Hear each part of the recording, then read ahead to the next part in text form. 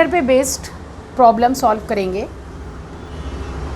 मान लीजिए आपको कंडीशन है कि पहले आपको डेज कुछ डे गिवन है, उसके बेस पर हमें आगे वाले डेज को कैलकुलेट करना है। तो यहाँ पर देखिए एक पहला क्वेश्चन लिया हुआ है, if today is Sunday what will the day on 7777th day.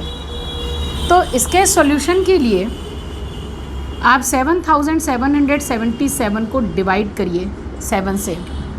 ये कम्प्लीटली डिबल है, 7 1 1 मतलब यहाँ इसके बाद no remainder, no extra zero, मतलब नो ऑड डेज।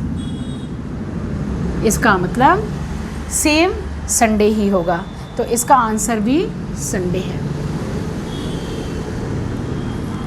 अब आपसे दूसरा क्वेश्चन, अभी तो बहुत छोटे छोटे क्वेश्चन कर रहे हैं। The year next to 2005 will have the same calendar. The 2005 के बाद ऐसा कौन सा ईयर आएगा जिसका कैलेंडर सेम होगा। तो उसके लिए सबसे पहले आप 2005 के बाद जैसे 2006 ले लीजिए, ये आपका नॉर्मल ईयर है, इसमें 1 एक्स्ट्रा 1 ऑड डे है। उसके बाद 2007 पे चले जाइए, ये भी नॉर्मल ईयर है जिसका 1 एक्स्ट्रा 1 ऑड डे होगा। 2008 ये आपका लीप ईयर है, बिकॉज 4 से डिविजिबल है, तो इसमें 2 एक्स्ट्रा 2 ऑड डेज होंगे। 2009 ये भी नॉर्मल ईयर है, 1 ऑड डे होगा। अब यहाँ पे देखिए, क्योंकि कैलेंडर कब रिपीट होगा, जब हमारे पास एक भी ऑड डेज नहीं मिलेंगे, मतलब इन सब का सम 7 आ जाना चाहिए। फिर देखिए 2010 ये भी आपका नॉर्मल ईयर है, ये हो जाएगा 1। नेक्स्ट में 2011 ये भी आपका नॉर्मल ईयर है, इसमें भी आपका 1 ऑड डे होगा। यहाँ पे जितने भी ऑड डेज हैं उसको ऐड करके देखिए, 1 + 2 + 1 + 1 + 2 4 5 6 7, मतलब यहाँ जाकर इस ईयर में जाकर नो ऑड डेज बचेंगे। नो ऑड डेज मतलब 2005 के बाद 2011 ईयर ऐसा होगा जिसका कैलेंडर सेम होगा 2005 के जैसा। इसके लिए एक शॉर्ट ट्रिक भी है। इसके लिए शॉर्ट ट्रिक ये है कि जो भी ईयर दिया हुआ है, एक शॉर्ट ट्रिक है, जो भी ईयर है, ईयर में आप +11 ऐड कर दीजिए। 11 ऐड करने के बाद 2005 + 11, इसको ऐड करने के बाद यहाँ पे क्या आ गया 2016। ये होता है लीप ईयर। यदि लीप ईयर नहीं है तो वो तो उसका आंसर आ जाएगा, पर यदि लीप ईयर आता है तो हमें दूसरा स्टेप फॉलो करना पड़ेगा। ये तो हमारा स्टेप 1 हो गया। लीप ईयर हो जाने के बाद हमें दूसरा स्टेप फॉलो करने पड़ेगा कि जो ईयर दिया है उसमें हमें +6 ही करना होगा। ईयर 2005 +6 मतलब 2011। This is the answer, this is the short trick. यदि आपको ये याद रहती है तो बेटर है, अदरवाइज़ हम उसको लॉन्ग मेथड से ही सॉल्व करेंगे। इसके बाद थर्ड क्वेश्चन देखिए, what is the day from today. तो हम आज की डेट लेके चलेंगे। जैसे आज है 30 जून 2021।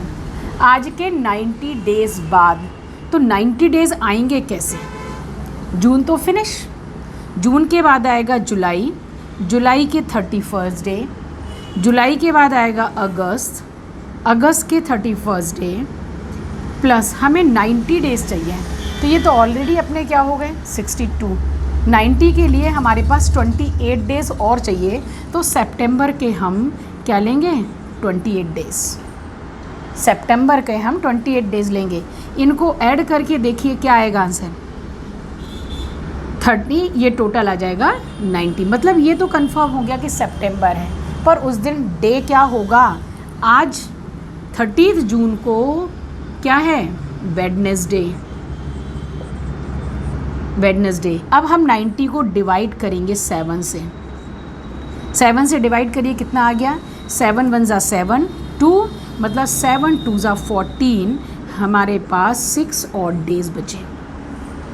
कितने ऑड डेज बचे, 6 ऑड डेज। तो 6 ऑड डेज को हम कैलकुलेट करेंगे किससे, जो हमने कल कोड डेज बताए थे, Sunday, Monday, Tuesday, Wednesday, Thursday, Friday, Saturday, 0 1 2 3 4 5 और 6।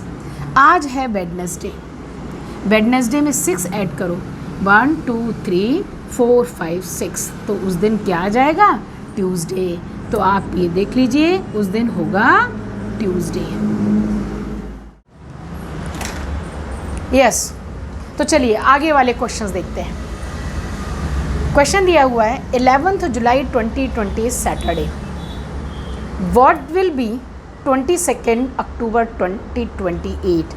मतलब हमें फ्यूचर का निकालना है, तो जो भी हैं डेज ऐड होंगे। तो सबसे पहले तो आप यहाँ देखिए 11 जुलाई 2020 से हम चलते हैं पहले 22 अक्टूबर 2020 तक, ठीक है। डेट को हम सेव कर लेते हैं, जुलाई से अक्टूबर 22 तक जाते हैं, उसके बाद हम जाएंगे 22 अक्टूबर 2028 तक, उसके बाद हम 2028 तक जाएंगे।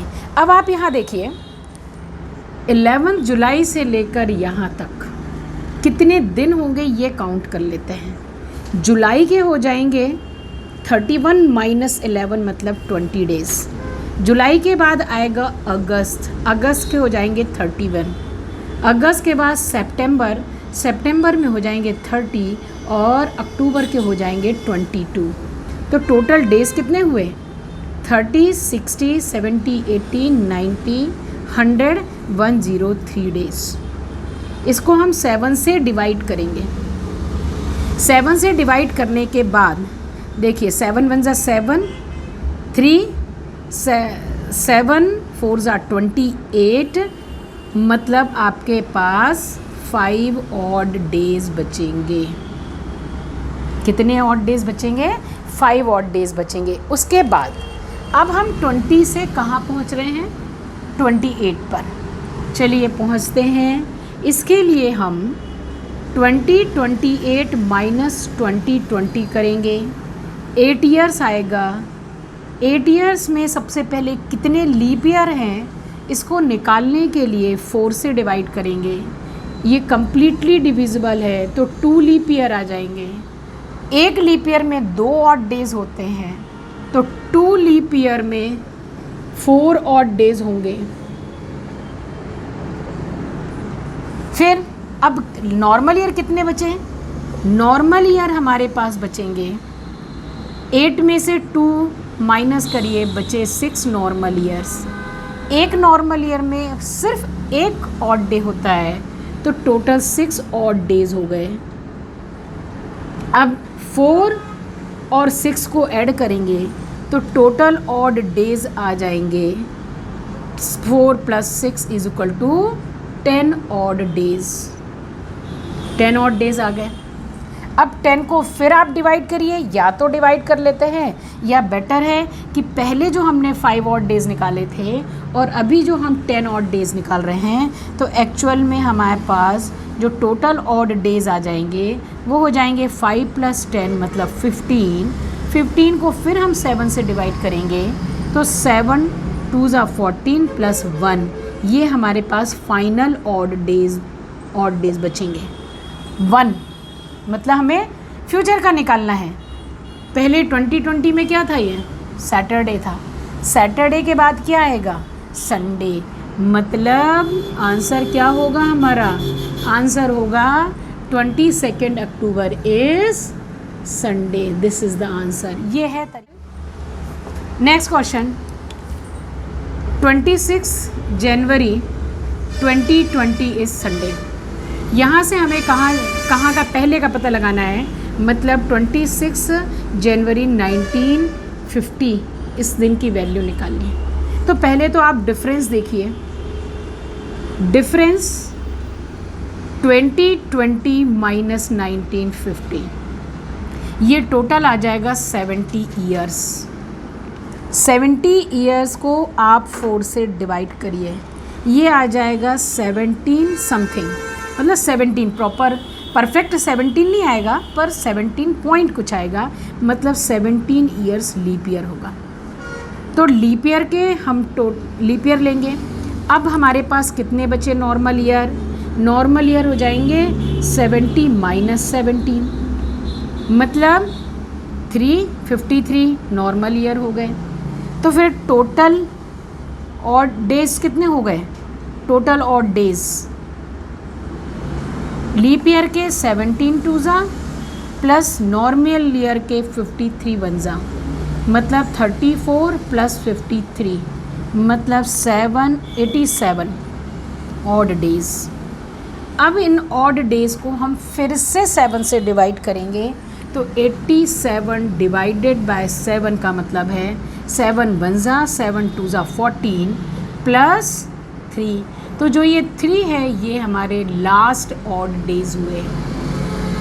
जैसा कि आपको मालूम है Sunday, Monday, Tuesday, Wednesday, Thursday, Friday, Saturday, ये 0, 1, 2, 3, 4, 5, 6। आज संडे है तो इससे 3 डेज बैक जाएंगे, मतलब संडे के पहले क्या आएगा? सैटरडे, सैटरडे के बाद फ्राइडे, फ्राइडे के बाद थर्सडे। इसका मतलब इस दिन 26 जनवरी 1950 को थर्सडे होगा। ये हमारा आंसर है।